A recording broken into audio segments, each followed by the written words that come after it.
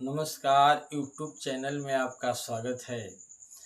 मैं रंजीत सिंह चंदेल। आज कामायनी के ऊपर मैं कुछ कहने वाला हूँ। जयशंकर प्रसाद का महाकाव्य कामायनी विश्व प्रसिद्ध महाकाव्य है।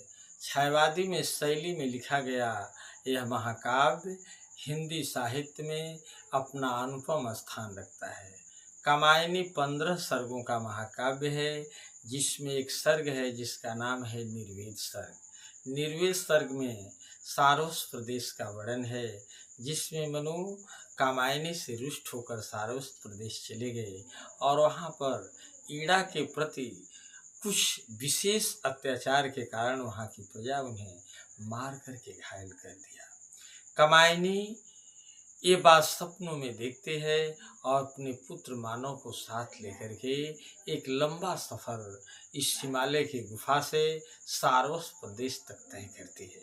जब वो सारोस प्रदेश में पहुंचती है तो देखती है कि जाड़े की रात है, धुंधली सी छाया चल रही है, लेकिन उसके करुणा की आवाज़ को ईड़ा अपने राजमहल में सोई हुई है। कामायनी क्या कह रही है, ईड़ा क्या सुन रही है, इसका प्रदर्शन इस कविता में है। चली आ रही है कहती, कुछ दूर आगत ध्वनि सुनती, इस निस्बद्ध निशा में कोई चली आ रही है कहती। ईड़ा कह रही है कि इस निस्तब्ध शांत रात में जो कुहरे से धुली हुई है, कुछ कहती हुई एक स्त्री मेरे राजमार्ग पर आ रही है। उस आवाज को ईड़ा सुन करके सचेत हो जा रही है। वाणी में थी करुण वेदना, वह पुकार जैसी जलती। ईड़ा ने जब कानों में उसकी दर्दीली आवाज सुना, एक नारी की व्यथा है, तो जैसे लगता उसके हृदय को उसकी विरह की आग्नि जला रही है। जब उसकी वाणी में करुण वेदना थी, सुनने वाले के हृदय को बेचैन कर दे रही थी।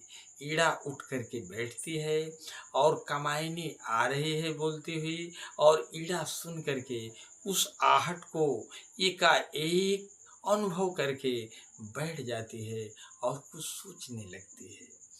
यही भूले अब सूल हृदय में। ईड़ा क्या सुन रही है, वो कामायनी क्या कह रही है, अपनी भूली हुई गलतियों पर पश्चाताप।